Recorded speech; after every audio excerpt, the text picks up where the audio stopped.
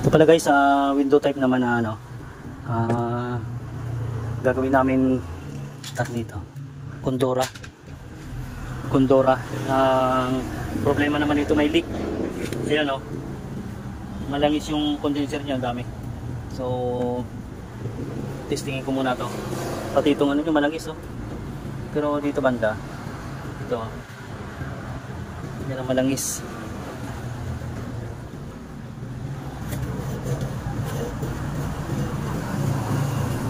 So lagyan ko lang to ng ano para mapresurean ko.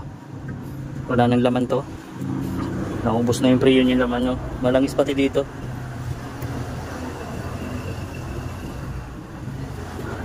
Pati ano niya, kompreso.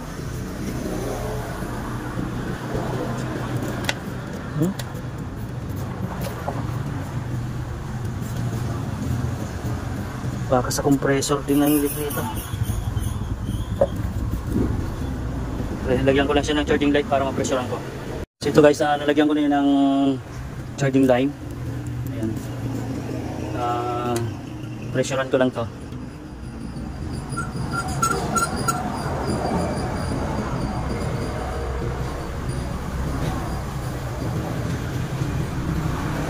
So yan, pinipresurean ko na yun guys, para makita ko kung saan yung leak nya.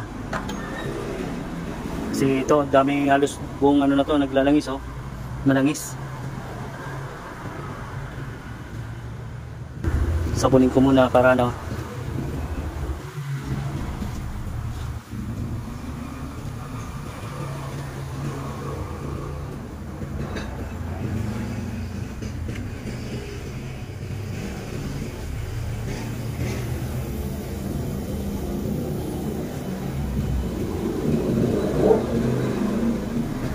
So parang nandito may hangin.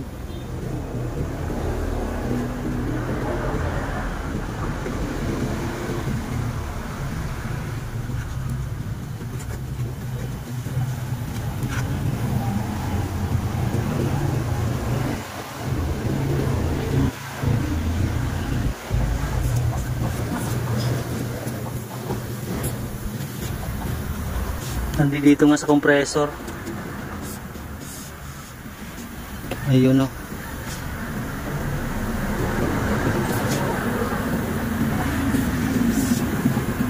Lakas.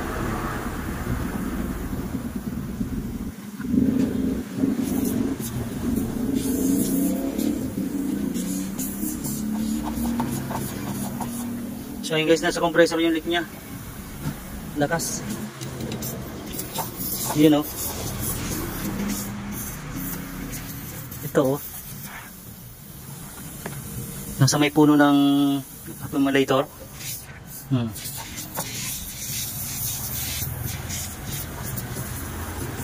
Ito oh. Grabe. So sa compressor ang leak nya.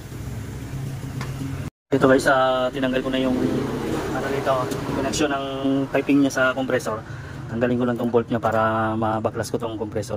Dahil linangin ko yung compressor niya. Nandito kasi yung leak. Nandito sa compressor niya.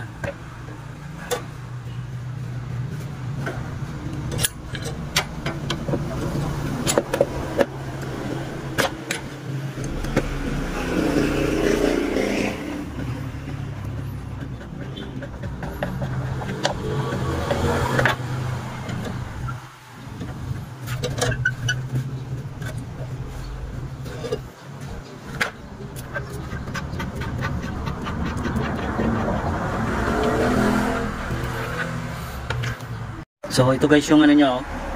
Ang kanyang leak ayan oh. So kinalawang na talaga tong ano, compressor niya. Ayan yung leak niya oh, dito ayan oh. Tignan ko kung matibay pa ba to.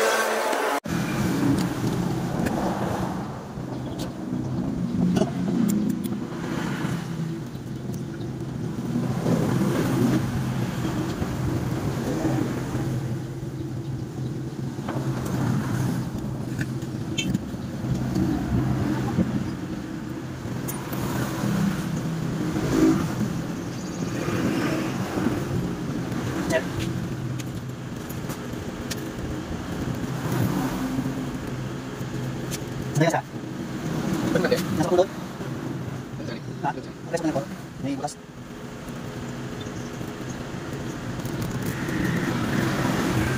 Ano na? Na. Ito guys, nahilangan ko na yan, oh. Tapos hinilangan ko rin muna to ng charging line para may babad yung sa tubig. Makita ko kung may leak pa ba siya. So yan guys, pressurean ko lang siya ng 200. Ayan, nagpe-pressure pa lang yan. Nasa 50 pa lang may gate. So pressurean ko lang to para ibabad ko doon sa drum. Para malaman ko kung may leak pa ba siya. Iba, bukod doon sa hinilangan ko. So yan guys, so 200. Yan, 200 na yan. So double check ko lang to, ibabad ko sa tubig muna para ma-check ko kung may langis ay kung may leak pa ba siya. So yan guys, nakababad niya sa tubig, oh. Tignan ko lang kung mayroon pa ba siyang leak.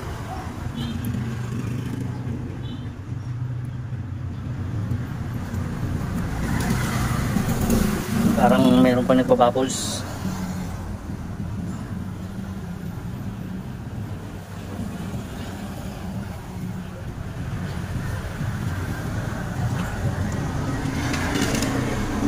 Ibabad ko lang muna siya dyan guys, para maano ko. Tapos ayan, titignan ko rin kung gagalaw pa ba tong ano ko, 200 na yan. Pala guys, good morning nga pala. So ito, binabaran ko ulit yung, babaran ko muna siya ng, pressurean ko muna siya. Nahinan ko na yung connection nito, binalik ko na para, ito yung hininang ko na, no, na compressor. Ayan yung pinaginang ano. Ayan. Yan yung hininang ko kahapon. So ibabad ko ulit, pressurean ko ulit para malaman ko kung may leak pa ba siya. Pero binabad ko na tong compressor kahapon. Maghapon ko to binabad sa tubig pero wala naman na siya. So ginabit ko lang yung hininang ko na lang ulit para ma-pressurean ko tapos mag-cleaning ko na rin to.